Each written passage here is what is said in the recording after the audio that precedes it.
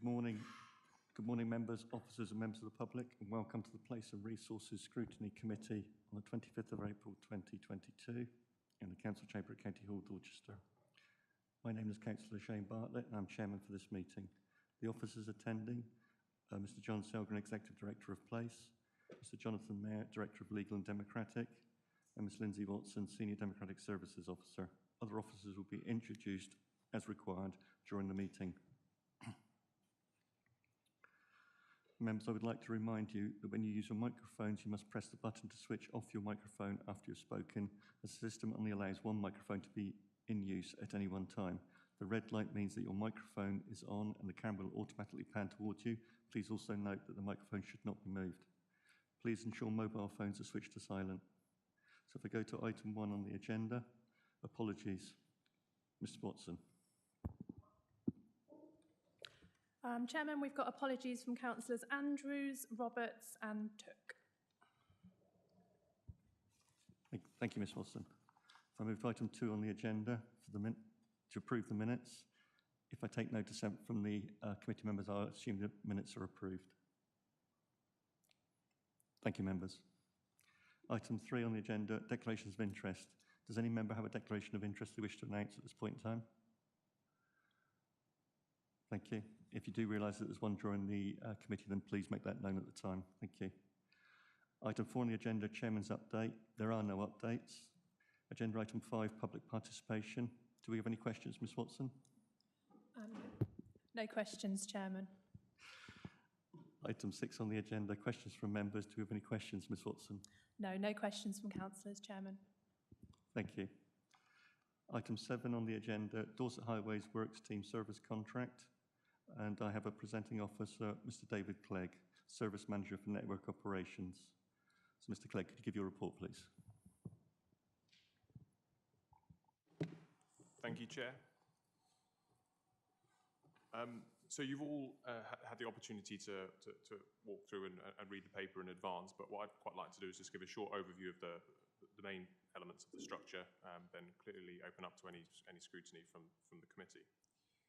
The paper itself sets out the Dorset Highways Works term service contracts, which for the sake of this morning I'll refer to as the term service contract. The contract is one of the largest in terms of financial value for Dorset Council, and its scope covers all maintenance and construction activities in relation to Dorset's highway network. We discharge our responsibilities as a highway authority in what we refer to as a mixed economy delivery model. So this means that at its core, we have what's referred to as a direct labour organisation, so a core of around 100 members of our operational workforce. And to be clear here, I'm talking about orange trousers and high-vis jackets. And then we have a number of strategic contracts, including this term service contract, which provides us with a top-up facility to increase both the scope and the access to specialist skills to allow us to discharge those responsibilities. The contract itself has an overdue notice of 500 million and has a maximum service period of 10 years, which is made up of an initial period of 5 years, which we have now elapsed, with the possibility of 3 extensions of 2 and 1 final year. The paper specifically sets out a review of the financial year 2021, but also focuses on 3 main elements of that contract, which we feel as a service will be of interest to the wider organisation. Firstly, looking at contract governance. So this is the structure of the contract and how it enables us to maximise value for money for Dorset's residents, businesses and visitors. And this comprises primarily of 2 boards. We have an operational board, which, as the name suggests, is made up of representatives who are directly involved in discharging the contract on a daily basis. This board has members from across the supply chain and isn't just purely down to Dorset Council. It has representatives from both our main contractual partner, which is Hanson Contracting, but also key parts of their supply chain. We also have our strategic board, which meets on a quarterly basis as well. These are made up of members who are involved in the strategic direction of all of the organisations involved in that supply chain. So they don't have day-to-day involvement with discharging the contracts elements, but they are involved in making sure that it is continuing to offer value for money and, more importantly, aligns with the strategic ambitions of everybody involved in that contract. Moving on to performance management. The contract itself has 10 key performance indicators, and hopefully you will have seen from the paper that these cover a wide range of different areas, and they're primarily there to make sure that we are generating clearly economic value for Dorset's customers, generating social value for the communities that sustain us, and finally looking at environmental value, making sure that we're limiting the environmental impact of the discharge of this contract, but also exploring areas to actually generate environmental value as we do so, leveraging the collective resources from across the supply chain.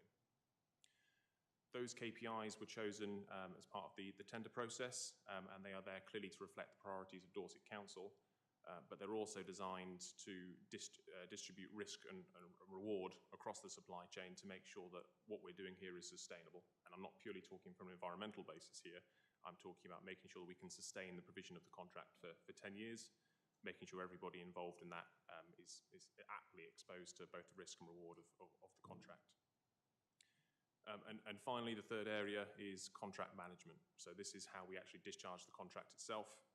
I've already given you a quick overview of the mixed economy model which we use to discharge the contract, but there are other elements which we have in motion to make sure that we're completing sufficient due diligence to make sure the contract is working as effectively as it can. Some specific examples here, detailed in the report, are the fact that we complete quarterly viability assessments. So this is testing the market on a quarterly basis to make sure that we're making an assessment against this mixed economy model with an entirely internal delivery model, or equally an entirely externally commissioned delivery model. That due diligence is very important, especially for officers, just to make sure that we're constantly checking against changes in the external market to make sure we're offering value for money. We also complete on an annual basis an externally commissioned contract. So what I mean here is we will take a scheme or a small program of works that will be delivered within the contract and actually put that out to tender in the external market to put that litmus test out there to make sure that this isn't just a theoretical exercise. We are making sure that we are representing what the changes in the market. And all of this wraps around the ONS principles of value for money. So here we're looking at how efficiently we're spending Dorset Council money, looking at the economics of it, and finally making sure we're spending money where it's needed, i.e. making sure it's as effective as possible. Within the appendices of the report, I'll also draw your attention to an overview of the performance within that specific financial year, taking a lead from yourself, Chair, looking at the KPI that focuses in on reciprocal trade. Within the contract here, we're clearly looking to evidence that Dorset Council is not purely a commissioner of works, i.e. we are not solely a client. By having a direct labour organisation, we're also well equipped to generate external revenue for ourselves and to bring that revenue into Dorset Council as an authority.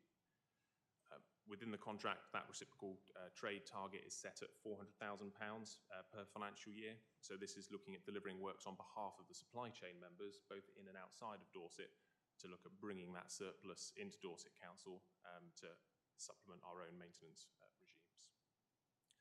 So, Chair, I think that's an overview of the report as I see it, but clearly open up to any questions at this point.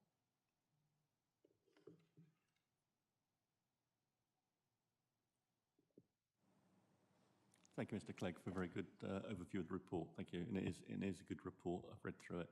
I'm going to go to the portfolio holder, Councillor Ray Bryant, for Highways, Travel and Environment, if there's anything you wish to say at this time.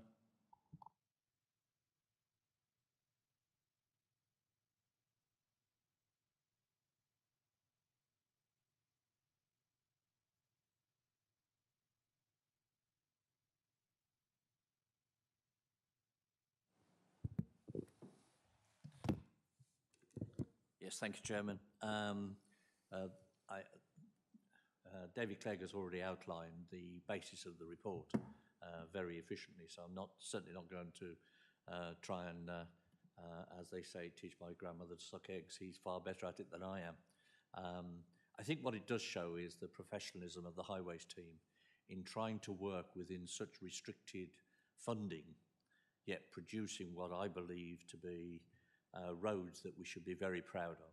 Yes, we have certain areas that we still need to improve, but we're working on that. But most of the roads, I would stand up against any of our neighbours, and certainly having just spent time in Staffordshire, I would say our roads are vastly superior to other areas. I think it's right to mention that we've had quite a cutback in our funding from the DFT this last year, and the team put a programme together and put forward a proposal for getting extra funding. We were successful on that, which just proves that the council is backing highways, and I think that's important. We, as I say, our normal takings out of council are very small. I think it's marginally over 3 million, but we have just secured a deal where we can get extra funding from the council to carry out some of the works that are required. I should be happy to take questions. Most of them can go to David or Jack, who is also here. Jack Wiltshire, who's head of highways, is also attending the meeting. So we're here in force, and we'll answer the questions as best we can. If I can just add one point, if I may, Chairman. As part of the report, you will see that Highways is working very hard to try and reduce the amount of carbon emissions that we emit, and I think we should be proud of the steps we've taken. I'm continually being contacted now by people who think they can help us. That gets passed on to Jack and the team to evaluate, but it just shows that we are noted to be the people that will make changes to try and help the climate. So I thought I'd just mention that at this stage. Thank you, Chairman. Thank you, Councillor Bryan. Also note that we have one of your lead members here, Councillor Lacey Clark. Did you wish to add anything at this point in time, Councillor Clark? No, you're fine. Thank you. Okay, members, so we've got the report in front of us. It's an update and an overview of the performance of the fourth year of the Dorset Highways Works Team Service Contract in supporting Dorset Council's highway maintenance activities. And we're being asked to evaluate that contractual governance and system that's described in the report and scrutinise the performance of Dorset Highways Works Team Service Contract in 2020-21. So I don't have any members, non-committee members that wish to ask questions, so I'm going to move to questions from the committee members. Councillor Trite. Thank you, Chairman. Excuse me. Two small questions, if I may. The first one relates to what Councillor Ray Bryan was just saying. On page 14, the report says that over the first 4 years of the contract, savings of over 4.5 kilograms of carbon per tonne of asphalt laid have been achieved. To give me some sense of perspective, that is 4.5 kilograms of how much? 4.5 kilograms per tonne has been saved, but how much has not? That was my first point. How much carbon per tonne of asphalt laid remains after that 4.5 has been saved? My second question refers to 911 on page 15, where it says, it's really a request for clarification. It says the DHWTC has an estimated contract value of £150 million, and then it says, and an official journal of the European Union threshold of £500 million. Well, not being very bright, I have difficulty understanding that particular last sentence. It seems a bit of a contradiction, so I'd be grateful if somebody could clarify it. That's it. Oh, sorry. Thank you, Councillor Trite. So, Mr. Clegg, could you answer those, please? Thank you. Okay, so picking those questions up in turn, when the contract was put out to tender, we set, as part of the key performance indicators, we set specific targets to measure contractor performance. One of the KPIs specifically looks at the amount of carbon produced per tonne of asphalt laid in Dorset. That figure includes the embodied carbon within the production of the surfacing materials which we use. It includes the carbon cost of moving that materials from whichever batching plant it may be into the confines of Dorset's network, and then the mechanics of actually laying that process as well. The contract KPI was set up at 58 kilograms per tonne of asphalt laid, so that gives us an industry benchmark to work against, but it also incentivised behaviour to improve performance beyond that measure. We started out at just over 58 kilograms per tonne of asphalt laid, and at the last quarterly report we were at 53.8 kilograms per tonne of asphalt laid. That difference of 4.2 may not appear substantial, but actually if you think of the quantities of asphalt which are laid on an annual basis, we're in the order of sort of 50 to 60,000 tonnes of asphalt. It does have a significant impact in aggregate. The contract target of 58 kilograms remains because those KPIs form part of the ongoing performance management and consideration for possible service period extensions. But we also have now set up what we refer to as a shadow KPI. So this sets a target of 53 kilograms per tonne of asphalt laid, so that we're still incentivising our supply chain to reduce that figure further, while recognising that actually they are already exceeding the threshold required for service period extensions. So it's about 8 or 9 or 10%. Absolutely. Yeah. There are some quite outside of the box measures that we're looking at implementing later on this year, which wouldn't be appropriate for me to talk through the detail at this stage, because we're still finalising them, but we are looking to push that figure even lower. That's very much up the game in town, as it were.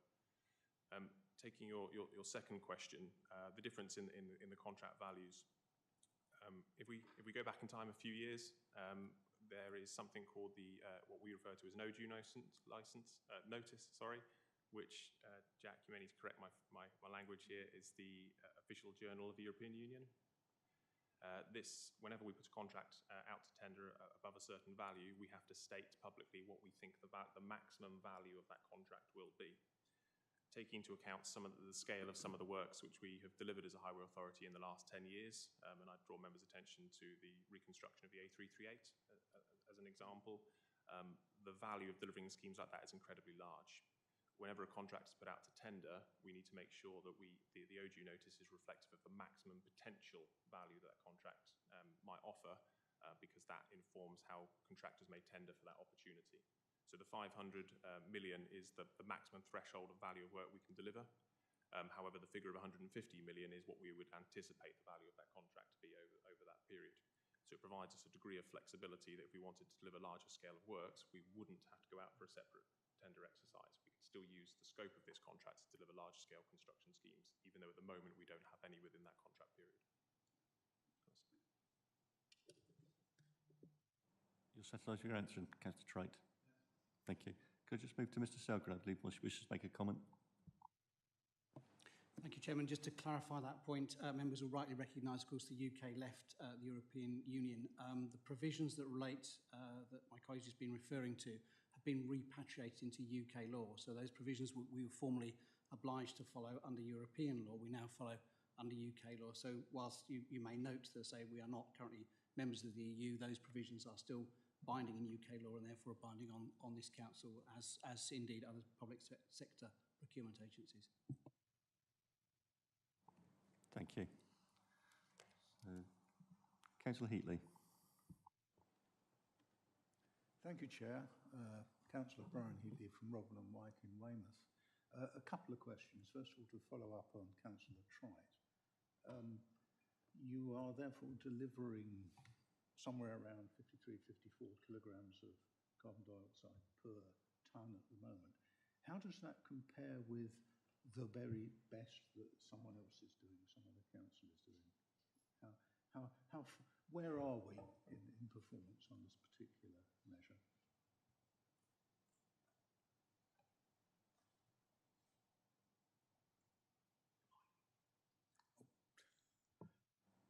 Mr Clegg, if you could answer, please. Thank you, Chair. It wouldn't be appropriate for me to give you any specific figures to compare during this morning's meeting. However, two things I would draw your attention to. Three. The first is the fact we're privileged to live in a very rural county, and this means that our network, by its very nature, is very distributed. And from an efficiency perspective, having a high concentration of network does allow you to bring those figures down a little bit lower. We've also got to recognise the fact that with the exception of some quarries in the former Purbeck area, Isle of Purbeck area rather, we don't have any large quarries within Dorset that produce road surfacing materials, so there is inevitably, unfortunately rather, a larger than average haulage figure to include within those estimates. Having said that, because of the contract we use, the governance structure which we have in play and the KPIs which I've referred to, we are able to achieve things which are out of reach to most other clients, if I refer to Dorset Council as a client in this instance. And to give you an example of that, one of the reasons we've been able to bring the figure down from 58 to 54 has been the introduction of what's known as energy-reduced asphalt. So if you picture in your mind's eye, if you will, what a surfacing scheme may look like, lots of lorries with lots of hot, black, sticky stuff, steam coming out of the back of it. One of the most carbon-intensive parts of that activity is heating up that volume of stone to a temperature where it can actually be malleable enough to apply to a road surface. So reduced energy asphalt puts certain additives into the asphalt, which allows it to be batched at about 40 degrees less. Now, 40 degrees may not sound substantial, but the amount of energy is exponentially increases with the temperature increase. So that's enabled us to apply most of that 4.5 degree by introducing low energy asphalt. Now, the reason I'm highlighting this is the national average, last time I checked, which admittedly was about 4 months ago, for the use of low energy asphalt in the UK was about 15% of all asphalt laid. Year to date, we're at 49% of all asphalt laid within Dorset. And as I'm aware, no other highway authority in the country is performing at that level. Now, that is only one way in which you can measure performance. So I'm not saying we are market leaders here, but because of this contract, the governance which we have in play, we've been able to introduce systems like this to offer value to Dorset and its climate and ecological emergency ambitions. But in doing so, we also open up the use of that material at scale to other surfacing contractors. So where these quarries are now batching 60,000 tonnes of the material for Dorset Council to access, smaller SMEs in and around the quarry now also have access to it. And the cost is exactly the same as a hot asphalt because of the economies of scale which we're able to produce. Hopefully that answers your question.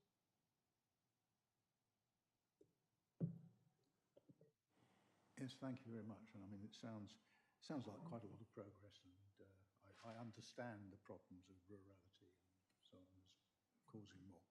Second question I had is that I think you said that we've come to the end of the first 5 years of this contract. We've made a further 2-year extension, and then there's 2 years, and then there's 1 year. How does all this come to an end? When do we start? When would we think about, for example, tendering for a new lead contractor and that sort of thing? How does the whole process roll on?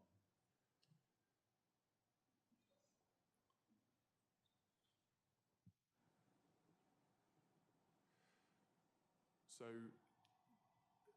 just referring back to some of the figures we were quoting earlier, with £500 million overdue notice on this, the potential value of this contract is significant, and flipping that on its head, the potential risk to Dorset Council of getting it wrong is significant as well.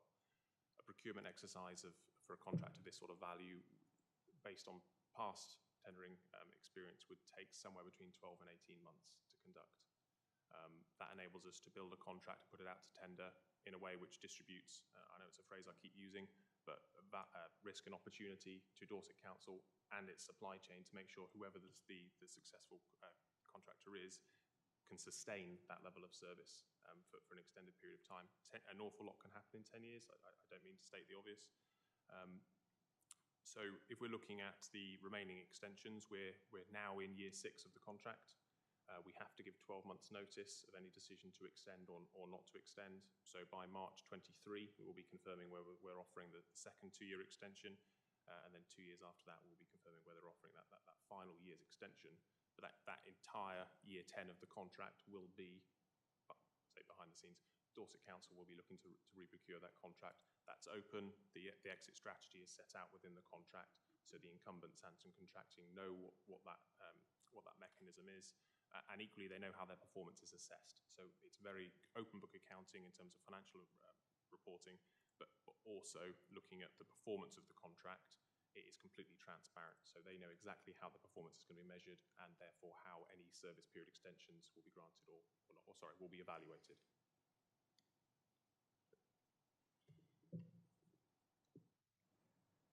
Thank you, Mr. Clegg. Councillor Brown. So could you just confirm how that decision to extend or not to extend a contract is made in a little bit more detail? You mentioned KPIs. Is that the sole decision-making factor, or is it more complex than that? So within within the contract, there are 10 KPIs, and each service period extension is based purely on an assessment of those 10 KPIs.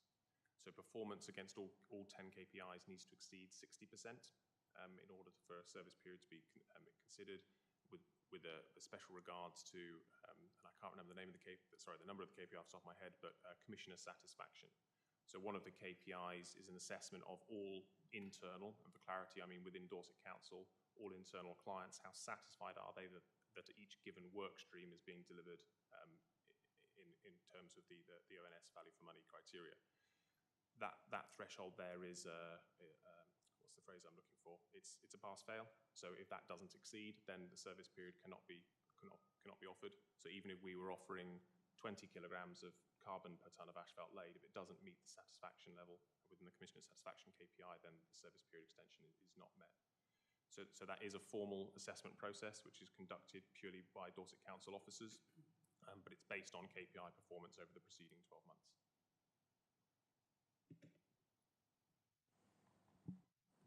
Councillor Brown, would you like to come back? So to confirm, to ensure we're continuing to get value for money, that's done through the direct market comparison, which feeds into, I think it's KPI 1. That's how we ensure that the contract isn't running away from us over that time period. Yes, we also make sure that we have political involvement in that decision-making process. So on a quarterly meeting, we have what we refer to as our HARP meeting, which is a Highway Asset Risk and Programme Board meeting, so that members have an opportunity to not just understand what we're doing, but also provide that ongoing due diligence to make sure that they're satisfied that the contract is still offering value to Dorset Council and aligning with Dorset Council's strategic objectives.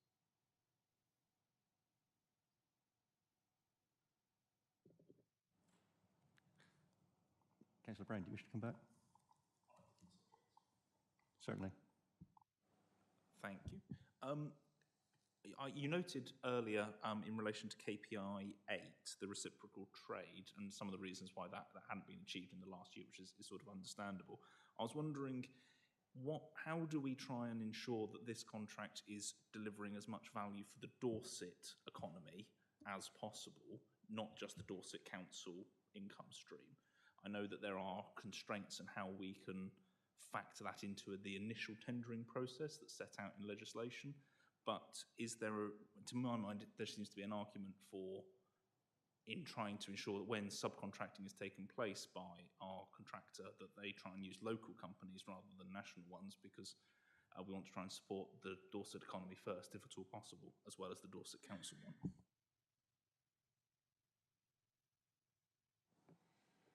So one of the responsibilities of the operational board is to identify which schemes will be delivered through this contract and which won't.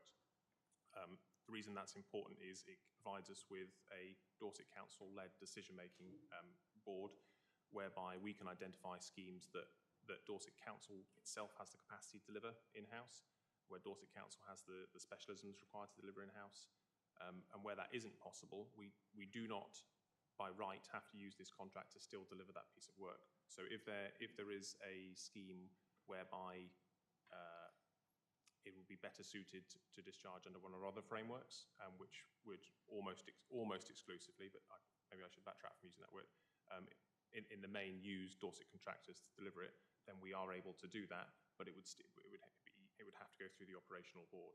So at that level, we can decide that actually that scheme of that value using that requires this specialisms can be discharged using this model, which is outside the scope of that contract.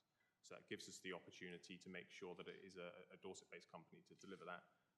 However, we do have to consider the capacity and the access to those specialist skills to say, well, is there a contractor which is on one of our frameworks that would allow us to do that or not? If there is the case, clearly that is something which we would look to explore, and that's a decision which rests within Dorset Council's officers, rather than by default giving that decision-making process to an external party where they can dictate who does what, as some of our neighbouring authorities do.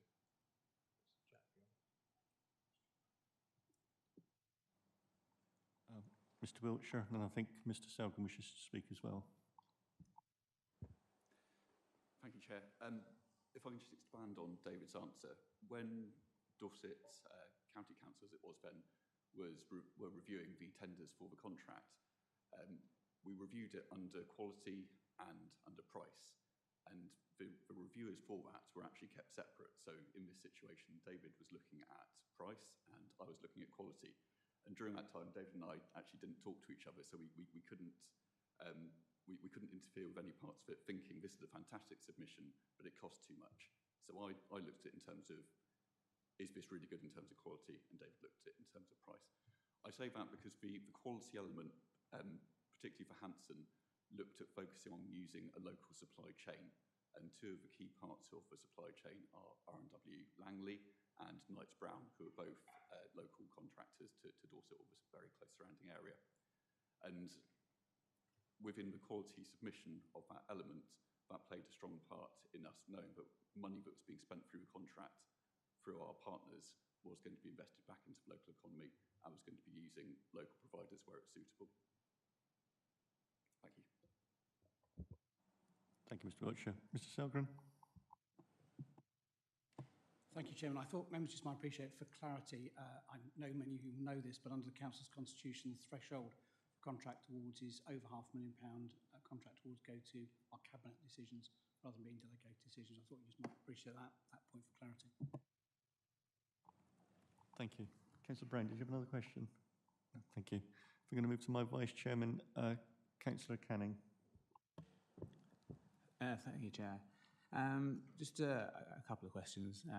Firstly, following on from the low-carbon asphalt, is there a particular reason we're so out of step with everybody else? I mean, is it literally we're just pioneers of doing it, and it's as simple as that?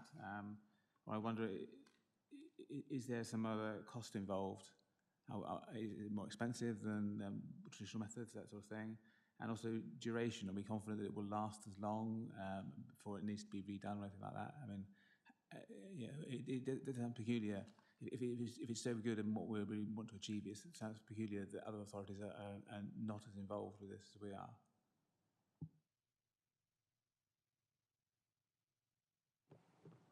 Okay, so a few things to take off there in turn. In terms of cost, the cost to Dorset Council of using a traditional asphalt or an energy-reduced asphalt through this contract is exactly the same. So the unit cost is identical. In terms of how long the material lasts, the test which we have done so far using an independent laboratory and the observations which we do on some of the initial trial sites which we have in play show that, again, it is directly comparison with a traditional asphalt. The reason that we're able to offer reduced energy asphalt is my mind has gone blank as to the word. There is an additive which is put into the asphalt to make it more pliable. This means that it can remain malleable at lower temperatures compared to different asphalts. That is a change of the standard specifications. So if you look at one of the largest highway authorities in the country, Highways England, they have quite rigid specifications to say for this material to be used on our network, it needs to meet these criteria here. On Dorset's network, clearly we have a much wider scope in terms of the types of material which we allow to be laid on our network, and that's by ourselves, contractors working directly for us, or equally utility companies that may be completing reinstatements on our road. It's our asset, so we get to make decisions in terms of the specifications and materials which we allow on it. So that control rests within ourselves. But I think primarily the reason we are as far ahead as we are is within our supply chain, we have established 5 working groups. So these are supply chain level groups with representatives from each member of the supply chain, where we get to look at the non-surfacing elements of the contract. So these are looking at things like health and safety. These are looking at things like generating social value. But one of them is what we refer to as marginal gains. We use the term marginal gains because, oddly, a lot of people who work in the contract seem to like cycling bikes. So that may mean something to some of you. But this gives us the opportunity to actually work at supply chain level to say, we've got this new emerging material, we've got this testing regime, we've got these trial sites identified, we can put this monitoring in place for 12, 36-month periods to actually make sure that it is going to be viable, and then we can look to scale it. So using the working group, we identified sites, I believe it was back in either 2016 or 2017, where we started to use these products. We put quite rigid monitoring regimes in place to make sure that on an annual basis, we'd be checking the performance of that structure. Once we have confidence in its use, we then look to apply it at scale. and we've been very successful at doing that. And I think that answers all of the questions you set out. Thank you. You're happy with that, Councillor Kenny? Yes. Yeah. Thank you. So if I could just... So I have one more question then. You got another one? Okay. Thank you, Chairman. Yes, a different question actually. Because this is a very positive report, obviously, and it really is impressive how much we seem to have achieved in a very short period of time, and certainly well done to everybody. But going forward and thinking about the future, is there any area in particular that we're concerned of as an authority that might be a cause for consideration about changing practices, or I'm trying to get at whether there's any big risks on the horizon or coming through in the future that we're not currently catering for or not aware of, other than obvious things like the government might cut our funding even more or something like that. But so is there any other area that would give us concern and need addressing? Mr. Clegg, I'm happy to answer the question. If it's straying into political, then I will go to the portfolio holder. I think if I can provide a practical answer to the problem, then I may refer to the portfolio holder for a political steer. In terms of looking into the future, on an annual basis, we complete, again, at a supply chain level, a basic SWOT analysis of the industry. So this is looking externally to Dorset Council, what are the risks, what are the opportunities? And the reason we like to do that at a supply chain level is because perspective on all of these things is clearly key. If we look at some of the biggest threats that we've experienced over the last 2 years, the way they've manifested within the highway service is the cost of energy, so the cost of heating the surfacing materials which are used. In some cases, we've seen costs of things like bitumen increase by an exceedance of 40% within a 12-month period. Now that's unheard of. So that volatility within the unit rates which we're experiencing now is clearly a risk which we need to, through the operational board, through the strategic board, and through the governance set out within the contract itself, manage those risks. And this isn't about offloading the risks onto our supply chain. This is about making sure that they are fair and equitably distributed amongst the supply chain to make sure the supply chain stays intact for arguably what could be 10 years. We've got set, and again, completely open, transparent mechanisms for assessing price adjustments within the service period. It removes any ambiguity, it removes any scope of negotiation, and has been, so far, has been very effective at managing those price fluctuations. So price fluctuations are absolutely a risk which we're going to have to be dealing with over the next few years. Another one is how the network itself is used. So fundamentally, over the last 2 years, we are seeing different types of vehicles, different flows, different intensities of vehicles. And over the next few years, that really does have scope to have an impact on the types of materials which we're using for highway maintenance activities, but also which sections of the network we are maintaining. And that's sort of straying more in towards asset management.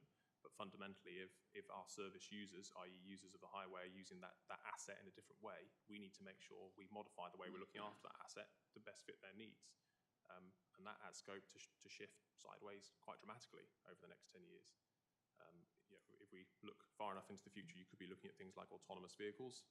We've already seen the changes in terms of distribution of small packages and goods, the rise of things like Amazon Prime. We are seeing different vehicles use our network in different ways, and we need to understand that, not just how they're using it today, anticipate how they're going to be using it in the future, because that has a big impact on the types of surfacing material we use because of the types of vehicles we expect to travel on it. So from a practical perspective, I would say those are probably the 2 largest risks which we need to be looking at over the next medium term, so 3 to 5 years. But beyond that, I would have to refer to our portfolio holder for a political steer on how he sees those risks emerging. Thank you for your answer. If I could go to the portfolio holder, please. Yes, thank you, Chairman. Adding a little bit to what David has just said, the highways team are always looking for innovative ways of trying to bring costs down, but also trying to bring the carbon levels down. And I've been surprised over the last couple of years just how many new companies have sprung up with new ideas. The difficulty is we have to make sure those new ideas are durable. It's no good us doing something today that then will wear out in 12 months' time and we've got to change the plan. So the team do a lot of in-depth work on making sure that whatever we adopt is fit for purpose and lasts for the future.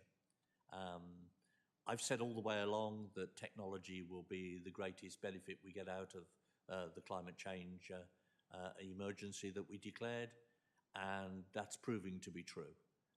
In all aspects of my portfolio, we're now looking at ways in which we can improve things by use of technology.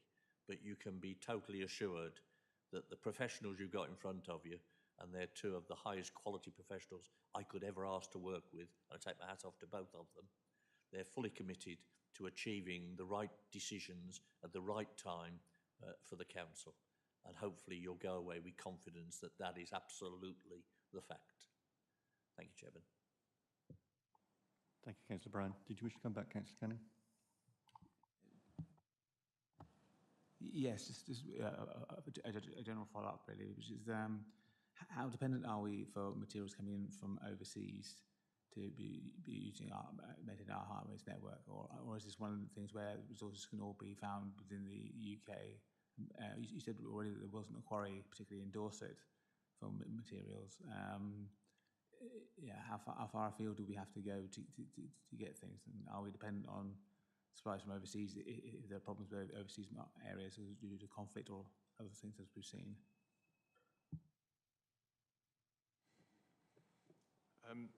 To that, I'll draw your attention to primarily energy security plays a big part here. So whether we're looking at asphalt or whether we're looking at cements or anything else, there is an awful lot of embodied energy used within the production of the materials which we then import into Dorset. That does have some risks associated with it that we've sort of seen manifest over the last sort of 3 to 6 months. As part of our due diligence, we've gone out to all of our supply chain to understand how the sort of global events over the last 3 months have an impact on them. Where are their holdings? Where are their other contracts which don't necessarily directly relate to us, but we need to make sure we've got an understanding in terms of who they do business with and how they do business. And that exercise was, we received very reassuring feedback from completing it. In terms of the raw materials themselves, the greatest dependence we have, and I'll try not to bore anyone here, is when we're looking at certain surfacing materials. When we're designing a highway, we need to determine what we refer to as the polished stone value of the material we're using. So in English, how grippy does the road need to be? Very simply, the grippier the road, the more expensive it is to manufacture in the main, but also the more demand there is on those aggregates used within the construction process. So the financial value of those increases, but also their scarcity also increases. So within our working groups, one of the things we're always looking to challenge is, are we over-engineering the solution that we're looking to implement here? Are there opportunities to actually reduce the level of friction on our carriageway, still within comfortable, safe limits? I'm not saying we're putting any strain here on health and safety. We're purely looking at the environmental impact of it. Do we really need to be importing that stone from Scandinavia, or are there completely adequate supplies within the Mendips which we can use? So in the main, most of our asphalt raw materials in terms of the aggregates are sourced from the south of England. On occasion, we do need to import from Ireland, but that is a rarity and it is becoming increasingly rare. So access to raw materials, no great emerging risks for us to concern. It's purely the energy security, which is something we need to understand in a bit more detail. Thank you, Mr. Clegg. I believe the portfolio holder wishes to make a comment at this point. Yeah, I'd just like to add that not only do we get our supplies from as close as we can, obviously when we take up the old roads, we're left with a considerable amount of scalpings that we manage to dispose of, not in an unfriendly manner, let me add, but they're reused in local areas and are offered to the local community where people need to have a driveway strengthened or whatever. So all those things are taken into account. And we try and dispose of the scalpings within a 4 or 5 mile radius of where we're actually doing the job. And I can tell you now that is very successful. So I thought I'd just add that, because that's obviously part of the way we are trying to reduce our carbon footprint. I would like to add that the contract with Hanson And I've been involved with Hanson since I took over this portfolio and meet with them, with the team. And they are absolutely committed to trying to reduce the carbon footprint on all of their products. And bearing in mind they are a world leader. It's not just Hanson that Hanson's the UK company, but they're a worldwide company, and they are working very hard to try and make things cost effective, to try and reduce the amount of oil content that's going in there, because oil is still a substantial part of the tarmac. But I think it's also important to remember that each year we review what we're doing. We do a benchmarking exercise every year to make sure that what we're doing is right. And if we need to have a strong conversation with Hanson, we have that strong conversation with Hanson. They're a very, very good partner. Thank you, Chairman. Thank you, Councillor Bryan, which neatly brings me on to my question concerning the operational board. So in the report at 9.2.2, I've got a couple of questions surrounding this. As I understand it, there's 14 members that make up the board. Are they permanent positions, or is there a regular turnover, and is there any continuity within that board? And to date, do officers consider that the overarching scrutiny role that operational board have is working? Are they considered to be at sufficient arm's length to be able to evaluate and be objective and critical of their partners that they're working with?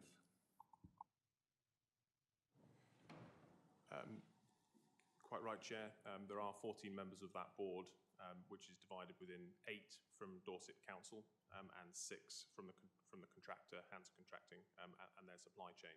So at its core, those members are fixed. Clearly, natural churn in staff means that substitutes are brought in as required. However, a substitute or an addition needs to be made with the consensus of the Commissioner. So Dorset Council needs to agree that an additional member can come into that group, or that a replacement is suitable to be deemed as a replacement. Contract governance is key here, and I know I've used that phrase quite a few times, but we can't underestimate the power of relational governance. A lot of the things which we're trying to do here, which is outside the scope of maintenance and construction, arguably is down to the people involved, their values, their beliefs, their relationship with their employer, and what that employer is set out to do, i.e. what its strategy is. And I really don't think we can underestimate the importance that the people have in making this work. However, within the contract governance, I think quite strongly there are aspects of this contract which other parts of the organisation could look to understand, see whether that's something which they could look to replicate. Taking specifically the point around are members of the board significantly detached from the operations. The operational board, I would say yes, there is a representative there from the site managers who are involved in the daily activities. But at the operational level, you've also got the sort of commercial aspect from all organisations. So there's an understanding there in terms of how the daily operations are aligned with the contract. But the strategic board is really step back that bit further to be able to detach themselves from the people, the personalities, the day-to-day politics, as it were, of how the contract is discharged, to make sure that it is offering value for money and it does align with the strategic direction of all of the organisations involved. So this isn't purely about Dorset Council. This is about making sure it's sustainable in everything it does. And again, that is distributing risk and reward across the supply chain and giving everybody an equal voice at the table to make those decisions and to hold each other to account. Thank you, Mr. Clegg. You preempted one of my questions there. I just couldn't see in the report how often that operational board meets. Was it monthly, is that? So both the operations board and the strategic board meet quarterly, with about a 2-week delay between the two. So the operations board will meet, identify any business to then escalate to the strategic board 2 weeks later. Okay, and that's considered to be sufficient frequency to meet? Based on past experience, absolutely. Sort of the day-to-day runnings, things can be escalated sort of ad hoc as required, but in terms of overall governance, quarterly meetings have been appropriate so far. Thank you. So as I say, I think you've just quite preempted one of my questions there, and that was while the strategic board scrutinise the operations board, what scrutiny does the strategic board come under? So I understand that the strategic board is overseeing how the operations board operate and keeps an eye on them, but who's keeping an eye on the strategic board? Mr. Wiltshire. Thank you, Chair. As I chair the strategic board, it's probably more appropriate that I answer that question. So to make it clear, David chairs the operations board and I chair the strategic board. You're right that there's no member involvement on the strategic board.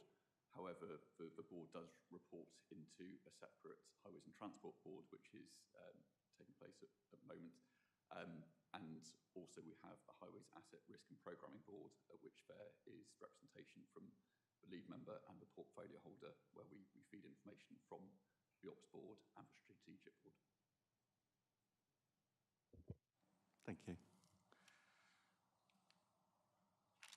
Okay, so if I can, Councillor Trite.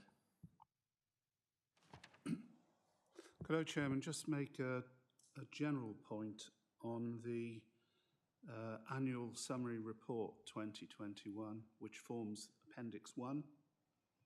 You know, I certainly don't feel qualified to criticise it because I simply don't have the necessary familiarity with the service or the expertise to do so. But I must say that it does read to me like a rather long advertisement for the Dorset Highways Strategic Partnership. Self-critical, it is not. And I think it should be more inclined to be a bit self-critical. If there is, that's just an opinion I have. The question is, who is it written principally for? Who is it intended to influence principally?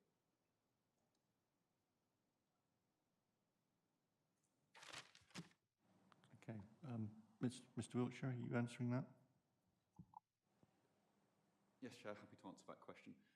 The reason originally we wanted to bring this report to this committee was because we wanted to highlight the performance of the report over the last 12 months. So that is the key element of the report. However, we have then gone to expand on that to explain how the contract has been set up and the governance. But the overall reason that we wanted to bring it to scrutiny was to demonstrate what the Highways Term Service contract had primarily completed within the last 12 months. Thank you, Chair. Yeah, the impression one gets, though, is that it is something of a self-endorsement, quite a lengthy self-endorsement. I'm not saying it's unfair. I'm not saying it's inappropriate. I just think it ought to be a little more self-critical. Thank you, Councillor Trite. Okay, so if I could move to at 9.3 within the report at page 17, at 9.3.2, we talk about the key performance indicators. And it's 6, it's the commissioner satisfaction. And it needs to exceed 60% as a pass-fail criteria for any assessment decision. And I just wonder if 60% is high enough, taking on Councillor Trite's concerns. Is 60% a high enough percentage, or where does this sit with providing the aspiration of the kind of service that we are aiming to achieve? Are we looking towards a gold standard? Because 60% does seem low to my mind. So I won't read it verbatim, but within the assessment criteria, each percentage boundary is given quite a specific definition, and 60% meets the core criteria of the contract. So almost 60% is an acceptable level of contract where you wouldn't be looking at any performance improvement plans, where you wouldn't be looking to implement any exit strategy or early exit strategies, as it were. So I think 60% per the definitions of the assessment is appropriate. However, it's probably worth highlighting the performance over the 5 years of the contract to date. Yes, there is some variation in the KPIs, but in the main, they're in the 70 to 90% region, so comfortably above the 60%. And in the 5 years of the contract so far, we haven't seen anything less than 60% for any of the 10 KPIs.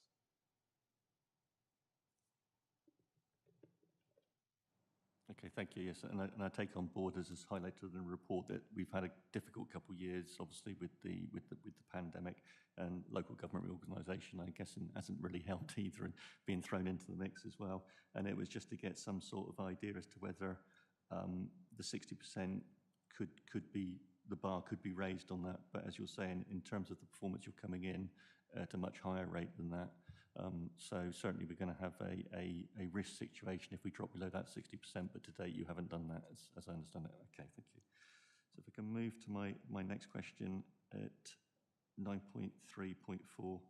At the end of each year, the strategic board consortium will meet with the operations board to review the key performance indicators and reset targets. Why do they not meet quarterly or 6 monthly to be more flexible and effect change more quickly rather than yearly? So at the moment, as I understand it, your operations board and your strategic board meet at the end of the year and then set their targets. Is there any room for manoeuvre on that to get flexibility so that we actually get improvement at a quicker pace?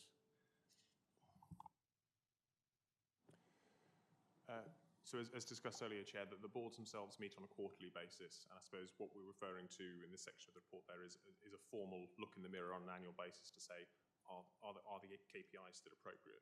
However, as performance either strongly positive or strongly negative is identified during the year, at any point the operational board could make a recommendation to review one of the KPIs, either in terms of what it's assessing or in terms of the benchmark against which performance is being measured. An example of which, as I alluded to earlier, is looking at the environmental impact of the service provision. So the decision was made mid-year due to sustained high performance to actually introduce that shadow KPI to say, okay, well, you're consistently exceeding what the contract says has to be done, but we're here to incentivise behaviours that drive continued improvement. So that's when the marginal gains target was introduced mid-year rather than waiting for that annual review just to make sure there was no opportunity lost.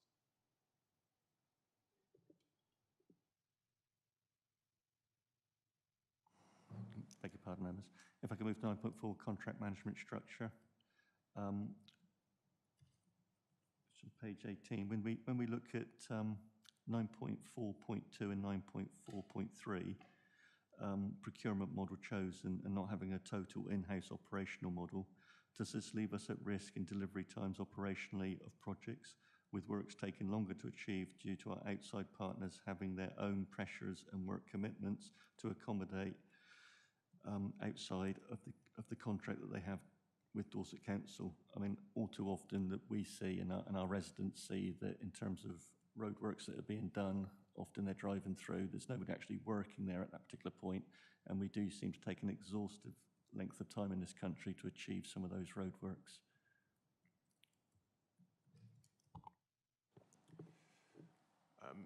So in terms of some of the content of those two paragraphs referring to the mixed economy model, very simply, if we're thinking about demand management, there are two approaches which you can make. You can have level demand or chase demand. So level demand is saying, at our absolute peak, this is the resource which we need access to discharge this contract. Very expensive, but offers a very high level of service. Or alternatively, you have chase demand management, whereby you, as the name suggests, you constantly try to chase the amount of demand being pushed through the contract by bringing in extra resources when you need to. What this model allows us to do is somewhere near a halfway house. So the base demand, that constant demand which we experience all year long, we have sufficient resources directly employed by Dorset Council to manage, and those peaks are picked up by our supply chain, so it gives us access to both capacity but also the specialist skills to enable us to do that. That maximises that value for money of having access to sufficient resources to deal with a storm, a snowfall event, an emergency landslip or something like that on the network. We can manage that, but we can bring in additional resources through our supply chain to deliver larger schemes like the A338 as an example, where third parties are best placed to do so. In terms of can we deliver our construction and maintenance regimes quicker, the obvious answer is absolutely yes. When we're planning delivery of all of these contracts, though, we need to be looking at cost, quality, time, and then wrap all of that within health and safety. So if we take a traditional surfacing scheme, which I'm sure all of you can picture in your head, clearly there are some significant risks to both the people involved in those processes, but also the people who come into contact with those processes. So in English, what I'm saying here is the people constructing the road on site are working in a particularly hazardous environment, and we need to think of our residents and businesses who live within those communities will be impacted in terms of surfacing outside of my house, impacting my commute, how do I get my child to school? So we have to strike a balance between those time, cost, quality and health and safety elements to make sure we're minimising the impact on the network while still maximising value for money. Is that easy? No. It absolutely needs to be tailored to every site that we do. But again, we don't just repeat the same process time in, time out. So we've got some schemes later in the year where we're really looking to sort of push the boundaries to say, as a one-off, how far can we push this? What if we worked 24 hours a day rather than purely from 9 till 4? What would be the impact? And again, that's not just a financial impact we're assessing. It's looking at, well, what's the impact on diverted traffic? Because we can model that, we can capture that, so we can have an impact to allow us to make more informed decisions in the future. Well, yes, it costs us 10% more financially. What's the environmental saving? So this is still an emerging way of thinking, should we say? And it's something which we're trying to grapple with, but we're very proactively trying to do it to understand so we can quantify that cost in terms of financial, environmental and social to allow us to really look ourselves hard in the mirror to say, how should we be delivering the works through this contract? Thank you, Mr. Clegg, for your answer. And I think, as you'd appreciate, time is the factor that seems to be on everyone's mind, both our residential population and in terms of the economy of Dorset, with how businesses are affected with the length of time it takes to put some of this construction work on our roads in. I believe the portfolio holder wishes to make comment. Yeah, thank you, Chairman. I think it's also worth pointing out that a lot of the work that goes on the highways actually isn't work that we're doing. It's the utilities that are doing work. And this seems to be the major concern by members of the public when they seem to dig a hole, leave it unattended, and then come back and do the work at a later stage.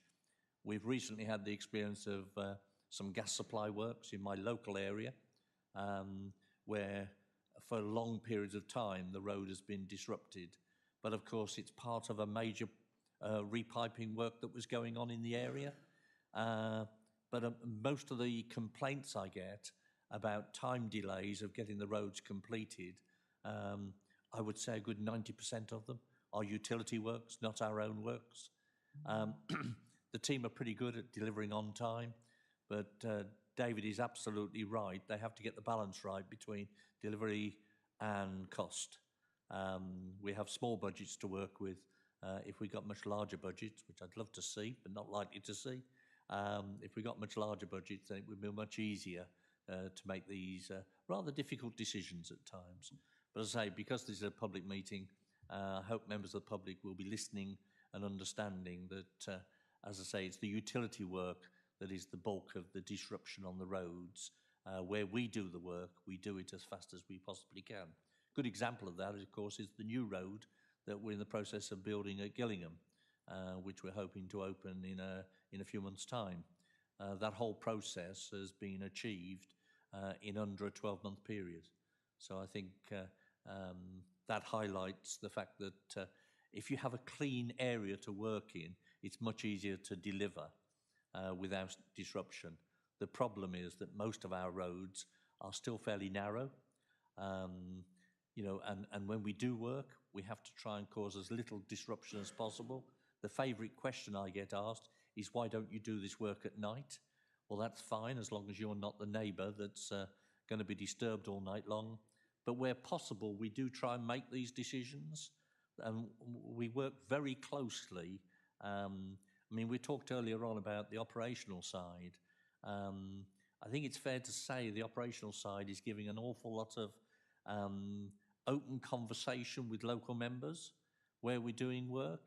If there's something that needs to be addressed, then it's up to the local member then to talk to us. My experience is if the members talk to us, then we get this resolved fairly quickly, and it's much easier than the general public getting upset if the local members keep their eyes on the work we're doing, and if they can see something that needs adapting, believe me, knowing the team, they will adapt accordingly. So there's a challenge for members. Thank you, Councillor Bryan. Yeah, from personal experience, I must say the Highways team do communicate with ward members very well. Thank you. Councillor Shortell. Thank you, Chairman. Yes, Ray brought up the practice of utility companies working on our newly laid, beautifully pristine, tarmacked roads. And they've got a statutory duty to return the road to its original condition, but very, very rarely do. I was wondering if there is there is an officer, an enforcement officer, which actually does visit these works in order to ensure that they have actually complied with the instructions to return to the original condition. Thank you, Councillor Shortell. Mr. Clegg?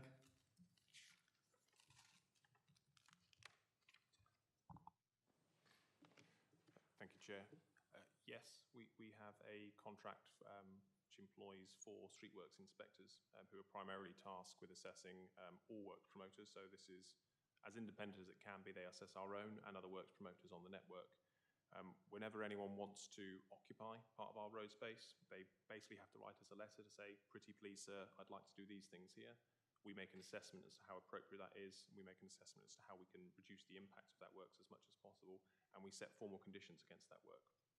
So those conditions could apply to how the work is done. So is it traffic lights, is it road closure, etc., but also the scope of the work. So if you're thinking about a utility reinstatement, do they reinstate the trench? Do they reinstate half width? Do they reinstate full width? What materials do they use to do so? Those conditions are in the main met, and to give you some figures there, typical external works promoter performance is around 93 to 95% of the time. Based on what these 4 streetworks inspectors find, those conditions are being abided to. Whenever we complete a resurfacing scheme, which is an inlay surface, so if we're digging a hole and putting something in it, we can we have certain statutory powers to say that no works promoter is allowed to break that surface for a set period of time. The exception to that are emergency works from the part of the utility. So if there is a gas leak, as an example, yes, clearly we're going to let them go and break the surface to complete the repair, but we would look for full width reinstatement. If there are planned works by a utility company, no, we will not let them break the surface to complete that. And to facilitate that, we have quarterly meetings with all utility companies, or the larger utility companies across Dorset, where we share pipelines of capital work, so where we can see where those opportunities for working together arise, but equally where we're looking for conflict, where we spend £500,000 resurfacing a road and 2 weeks later SSE turn up to damage it. So we proactively engage with those promoters and we hold them to account based on their performance.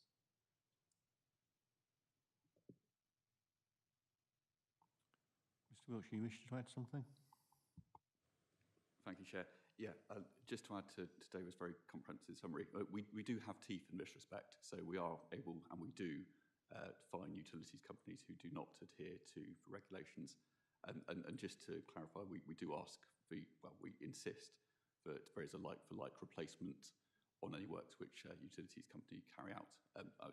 David's point about full width surfacing is slightly separate, but if a utilities company is carrying out a repair, they need to match the existing surfacing which is there. Thank you, Mr. Wiltshire. Councillor Shortell, does that answer your question? Thank you, Chairman. Yes, it does.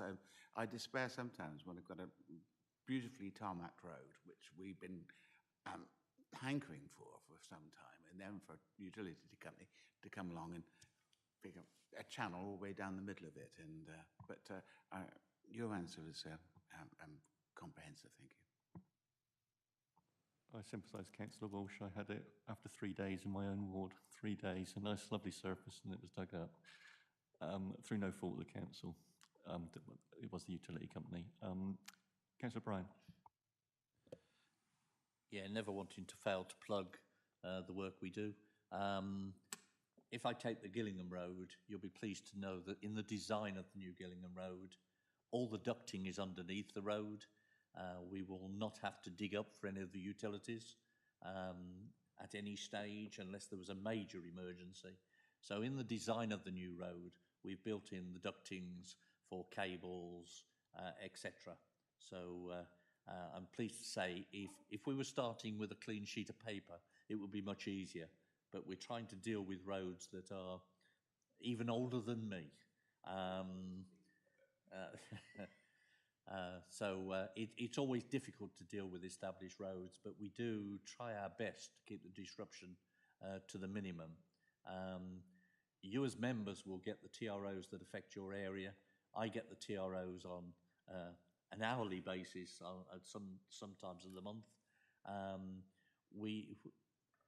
The utilities obviously have to repair their roads, repair their equipment, and are responsible for repairing our road. And Jack is absolutely right. We do insist on it being replaced as they found it, which means the same materials have to be used, etc. Not reused. The same materials have to be used. And I think that's important. Unfortunately, not all utility companies do that, but I do know that we do take some, we have teeth, we take some strong actions on some of these. So, and I'm sure the team will have taken on board this morning the comments passed, and we'll make sure that we carry out that particular function to our best. Thank you, Councillor Bryan. You'll be relieved to hear there'll be no comment from the Chair about your mature years. I'm going to just turn to the report, Reciprocal Trade. As I read this, we've only managed to achieve 14% of what our target was in terms of having that work to do and bringing that revenue back into the authority. So we're actually at 62k, where our target was 450k. Obviously, due to the pandemic, the figure is so low. I take it that we will expect to see that figure to improve over a period of time going forward? Absolutely, Chair. So the figure of 400,000 was set by Hanson Contracting at the contract inception. There are years where there is significant opportunity to generate reciprocal trade, and we're always keen to explore things which aren't as simply as re-employing our staff on their construction schemes, which we do on a regular basis. We have in the past travelled to some of their quarries in other counties to complete maintenance works using our green space teams. We complete site investigation works on their behalf. We use as many avenues as possible to try and maximise that income, but to be blunt, the opportunity needs to be there in order for it to be realised. So over the last 2 years, it has been particularly difficult, which is why we've seen those figures drop. However, referring to some of the schemes which Ray Bryan alluded to earlier, the opportunities are very much there. This year, for example, while constructing the Gillingham Principal Street, our structures gang attended to deliver a £200,000 culvert structure on behalf of Hanson Contracting. So that contributes clearly to the KPI in how we're measuring performance, but it also gives opportunities to bring some of that external income back into Dorset as a surplus, which we can use to supplement our own maintenance activities. Thank you. Right, if I can just move now to page 33 of the agenda, page 13 of the report. We've got the KPI for public satisfaction, which, picking up Councillor Tright's comments earlier, does lead me to some concern. I think we're in that old problem of you can take a horse to water, but you can't make it drink. So in the report, it says that 19 sites were surveyed, returning a total of 162 responses from 1,148 feedback cards distributed. It gave a 14% response rate. The average feedback score, 89%, was 73% good and 16% satisfactory, and our target is 70%. So while we were, in terms of good, we were within our target, the 14% response rate obviously is poor, but as I said, we can't take a horse to water and make it drink. The residents are given the opportunity to make comment and they choose not to. So I'd just like from the officers, would you agree that the feedback is low, and what can we do about improving that, presumably working with our communications team within the authority? And what percentage of feedback was negative, and do we have any idea of those types of comments? So it's important for us to remember that clearly receiving feedback is part of the continual improvement process.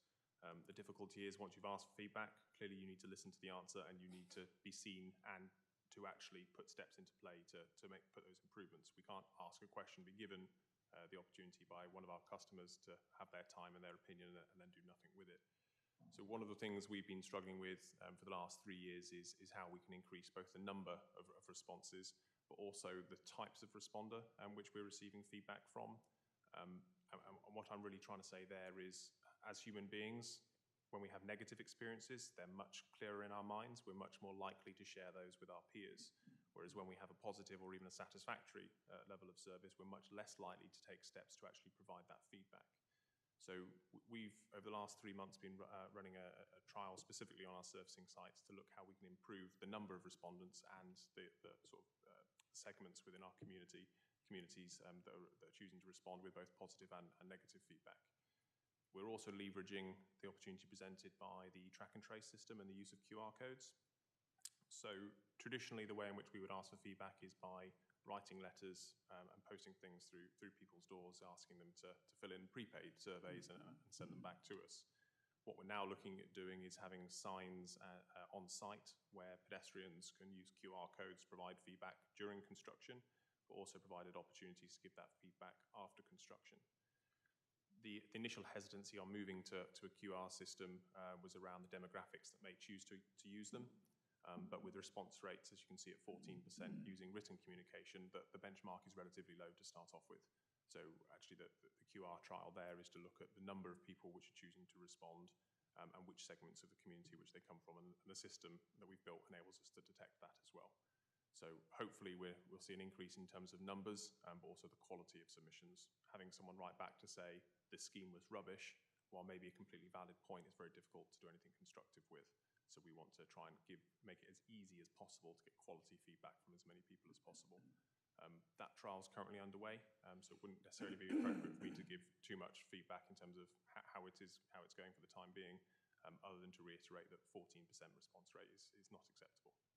So we are looking to proactively increase that as much as we can. Thank you, Mr. Clegg. That's a very informative answer. I think it might be worthy of members having that feedback in a year's time, so we can have an understanding of how that new way of getting that information from the public is going. We'll allow the portfolio holder to come in. Thank you, Chairman.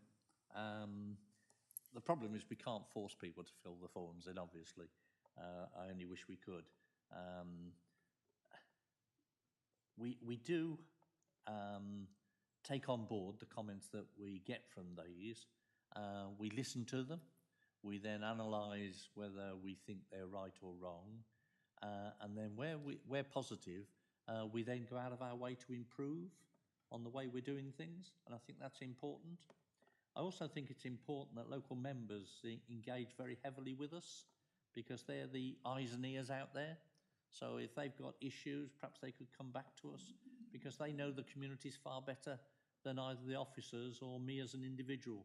So I do really implore all the local members, where there are issues with the roads, to just let us know and feed it back to us. That way we will always substantially improve these ratings. It was disappointing when we did the national sort of survey. In my opinion, how poor the response was. I think we need to somehow engage with the public to get them to respond to these very important surveys, because that's what leads the way this council's going. Thank you, Chairman. Thank you, Councillor Bryan. Yeah, but in terms of that, the KPI public satisfaction, and we talk about the 19 sites, could I just ask, how were those sites chosen to get feedback? And without wishing to be too parochial here, the portfolio holder will be well aware of the city's transformation funding with the new cycle routes that were in the area surrounding me and my neighbouring wards, ward colleagues' areas, and the amount of criticism that attracted in social media. That site is now coming to fruition. I just wondered how those sites were chosen to get that feedback. Thank you.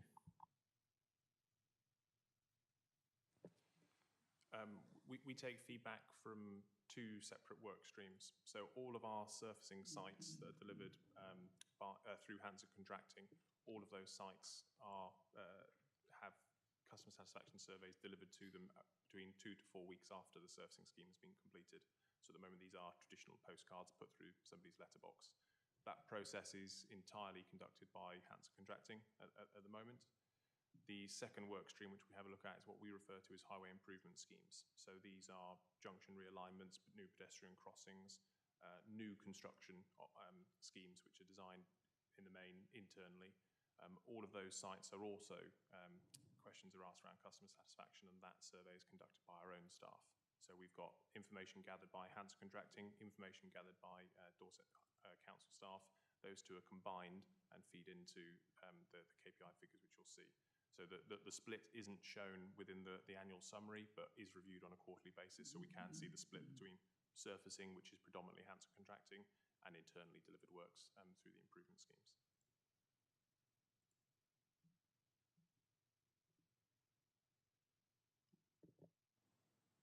Thank you, Mr. Clegg. Thank you. Well, I've got no more questions that you'll be all pleased to hear. So I don't see any more questions coming from members. Members, I'm happy to take any comments now, any debate, if anybody wishes to make additional comments. I think there's been quite a few questions that have come forward, some very good and full answers have been given.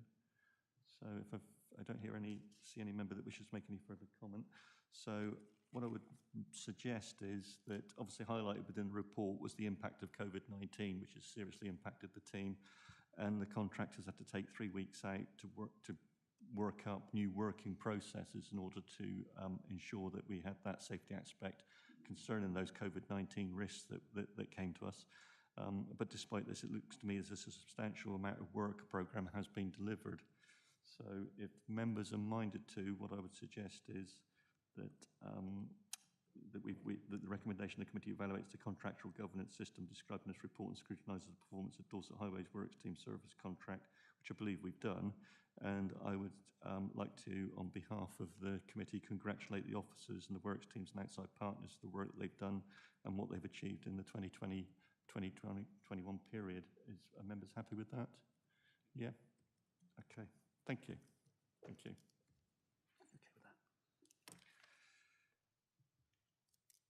Okay, so if we now move to agenda item 8, the Place and Resources Scrutiny Committee Forward Plan with Ms Watson to report. Okay, thank you, Chairman. Just to quickly go to your forward plan, just to note the items you've got coming up at your next meeting, which is on the 26th of May. You've got a review of service provision following the closure of TICs in 2021.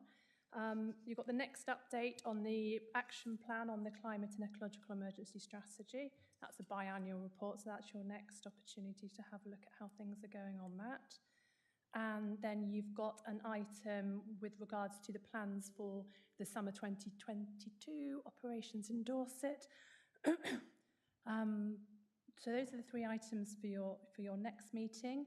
The only other thing to mention is that since you last had your forward plan at your last meeting, we've added 3 additional items. So just to flag those up, there is a review of the local transport plan 3, which has been put in for July this year. That's a review of how the current local transport plan is going with a view to works that are going to be done on the new transport plan moving forward. There's also another item for your July meeting, which came out of your review of the performance dashboard at your last meeting, I think, and that's with regards to the maintenance of principal and non-principal roads. So that's going to be in July as well. And then an item that went through Overview Committee and Cabinet recently to do with changes to the Household Recycling Centre Vehicle Access Policy. We were going to do a review of that about sort of just over a year after implementation. So having discussed that with the officers, we've slotted that into your forward plan for January next year to take a look at how that's going following those changes. So I think, unless there's any questions, that's probably it, Chairman.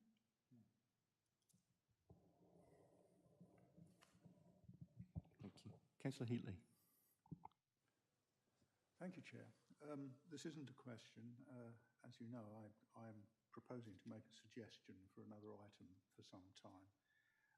At the last full council meeting, we received what I think most of us thought was good news, that there had been a deal done with the Department for Education about the future of the large debt that had built up in the Dedicated Schools Grant part of the budget.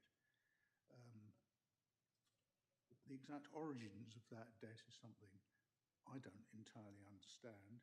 It amounted to about 77 million. We were told that DFE will be providing 42 million of that, 20 million will be coming from our reserves, and a further 15 million or so from either our revenue accounts or other school budgets. Now, I was as happy as everybody else to hear that this long-running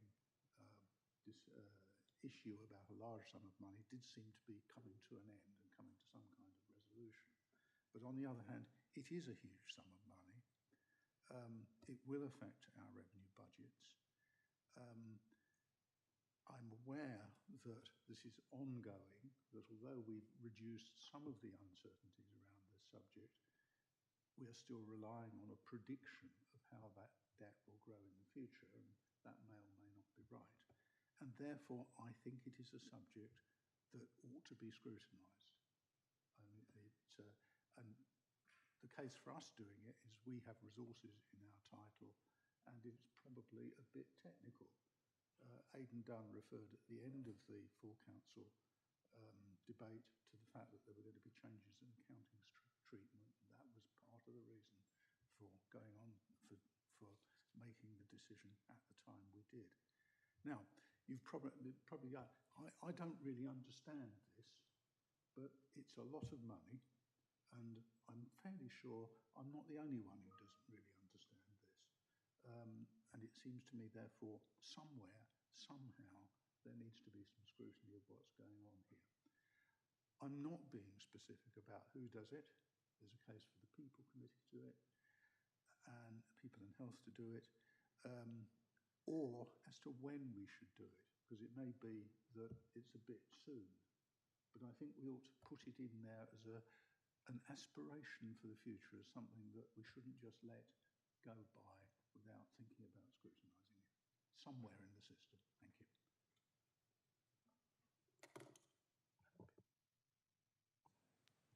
Thank you, Councillor Heatley. And as you'll be aware from the email that I sent you, I did speak about this with Councillor Jill Taylor, my opposition number within the People and Health Scrutiny Committee, and you'll have seen that officers were copied into that. And I believe that Mr. Mayor, the monitoring officer, has got an answer on this. Thank you. Well, not a full answer, but will give us the guidance as to where he thinks this is going to end up, because no doubt there is a risk to the authority in managing that debt. Thank you.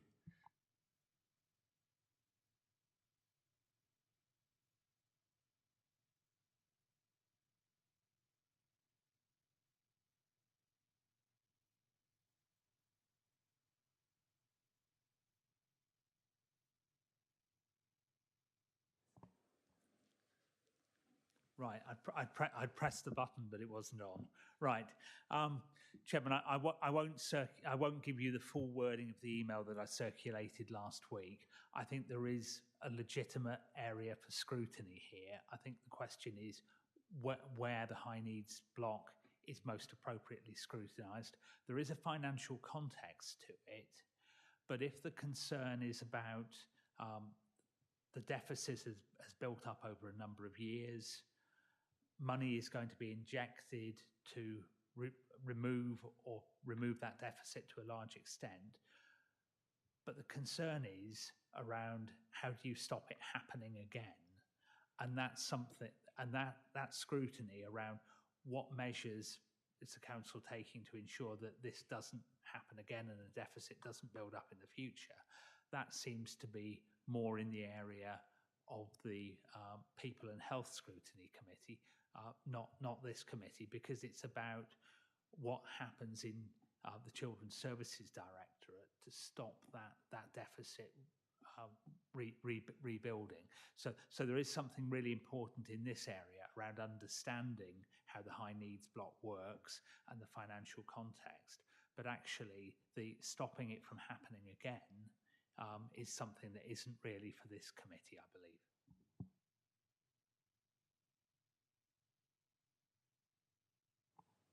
Thank you, Mr. Mayor. Councillor Heatley, are you happy with that answer? Yes, I'm happy with that.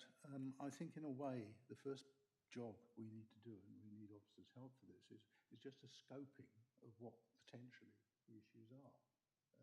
If there's we look at that and we find we've got 3, 4, 5 issues, and this is the one that, one particular one is the one we want to look at, then we go for it. But that will determine where it should be done. But I do think there's a case for a kind of overall look at the whole thing, how it happened, the nature of the deal, the way we are predicting the future is going to pan out, how far there are things like accounting changes that are affecting this. And, you know, 1 page of A4 on that would make me feel a lot happier about the whole thing.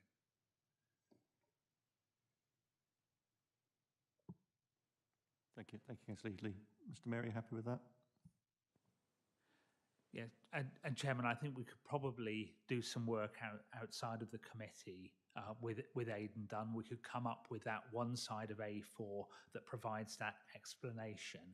And then I think the ongoing work of keeping on top of the high needs block is then something that my advice is you should put across to the other scrutiny committee. Thank you, Mr. Mayor. Mr. Selgren. Thank you, Chairman. And if Councillor Healy's satisfied with that response, I've certainly seen an email which occurred as a result of yours to confirm that the Executive Director for Children's Services would be more than happy to play a substantial contribution into that work, working alongside the Section 151 officers. I think if it's the wish of this committee that's done, as Councillor Heatley has suggested, to have that summary note prepared, I think that's something my colleagues would be very pleased to progress promptly. Thank you. My colleague, Councillor Taylor, will be thrilled to have that added to our work programme, which is already very extensive. Thank you, Councillor Heatley. I've got one thing I'd like to add to myself, which has obviously been something that's been highlighted in the news of late, and I think there is sufficient concern from our residents in Dorset, and I think there should be for us as an authority as well, and that would be about a future piece of work done around the water companies and the release of sewage and pollutants into our river system. It's obviously quite high in the media at the moment. I think it's something that we should look into ourselves, and we can invite those outside agencies into this meeting to give us a report and to address any concerns that we've got. And if members are happy to do that, I think we'll start the ball rolling on getting that added to our works programme. Thank you. So if I move to agenda item 11, Cabinet Forward Plan. Ms. Watson to report.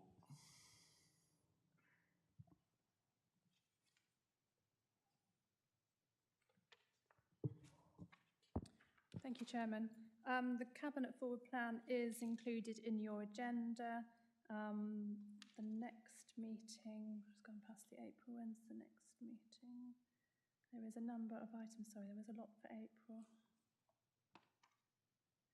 Okay, next meeting of Cabinet is on the 17th of May, and the items that Cabinet are going to be considering on that day are included on that forward plan for your information. And as the reason you have the forward plan is if there's any items that you see that Cabinet are going to be taking a decision on, you might want to look at one of those decisions at a later date post-implementation. So that's why you have this forward plan. It's about identifying things you might want to take a look back on in after a period of time. So those are there for your information if there's anything that you want to pick up on. We also have included the decisions of Cabinet from the 2 meetings that have taken place since your last meeting. And again, that is about having visibility as to decisions that Cabinet have taken as to whether or not there's any items that you might want to look at after a period of implementation. Thank you, Chair. Thank you, Ms. Watson. Do members have anything pressing they wish to raise at the moment? If not, then put it in an email and send it so we can have a look at it. Are members happy with that? Okay, thank you. And remiss of me, I didn't go to look at the performance dashboard, which I should have done in the last item, so I'm just going to go back one. So the operational corporate, Councillors Pierce Brown, Brian Heatley and David Shortell, if there's anything you wanted to raise on the operational corporate, I beg your pardon. Obviously, we will be meeting with David Bonner fairly shortly. So is there anything at the moment that you wish to highlight? No? Okay, thank you. Operational place, unfortunately, those councillors gave their apologies. So it's HR, Councillor Andy Canning and Councillor Bill Trite. Is there anything that you wish to raise at the moment? No, so happy. So we'll leave that over to when we meet with David Bonner later in the month. So if I go back to the agenda and agenda item 12, urgent items. Members will be pleased there are no urgent items. And agenda item 13, exempt business, and there is no exempt business. So members and officers, at 11:35, I'll close the meeting. Thank you very much, and thank you to the officers for the reports you've done and the answers that you gave. Thank you.